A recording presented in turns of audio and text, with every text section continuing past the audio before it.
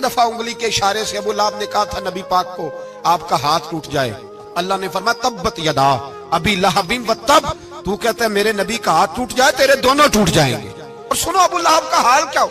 अबू लहब का माना है अबू लहब शोलों का बाप, लहब शोलों वाला। क्या मतलब? अबू लहब इतना हसीनो जमील था कि उसके जो रुखसार थे शोलों की तरह चमका करते, इतना खूबसूरत था, लाल सुर्ख रंग था, खूबसूरत आदमी। अरब में जब गुर्बत थी तो इसके घर में उस वक्त भी 2 ईंटें सोने की थी। इतना मालदार आदमी और सरदार था सारे मक्के का, लेकिन नबी पाक की बेअदबी की। तुम्हें पता ही नहीं कि रब दुनिया में सबसे ज्यादा नाराज ही उससे है जो उसके रसूल का बेअदब है, सबसे ज्यादा नाराज ही उसी से। अबू लहब ना गया बदर के मौके पर, डर गया, कहने लगा मैंने नहीं जाना, मक्के में रह गया, ना गया जिहाद के लिए, मुसलमानों के खिलाफ ना निकला।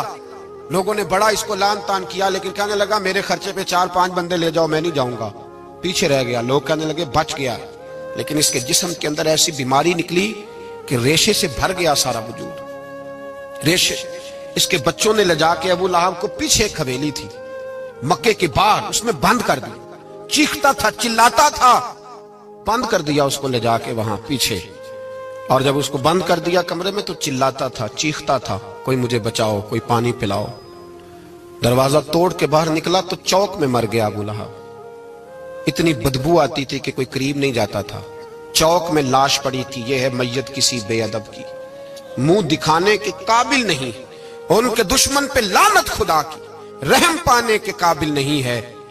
चौक में लाश पड़ी है, तब्बत यदा अबी लहबिन व तब, चौक में पड़ी हुई है, कोई करीब नहीं जाता। उसके बेटों से लोग जाके कहने लगे तुम्हारा बाप था, शर्म करो।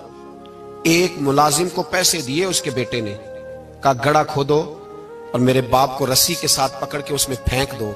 एक गड़ा खोदा मक्के की गली में और रस्सी के साथ पकड़कर, रस्सी के साथ बांध कर उसकी टांग को घसीट कर उस गड़े में डाल दिया, ऊपर से मिट्टी डाल दी, बदबू का वो ढेर बंद कर दिया। अबू लहब मक्के का सरदार था, पर जाने कहां मरदूद दफन है।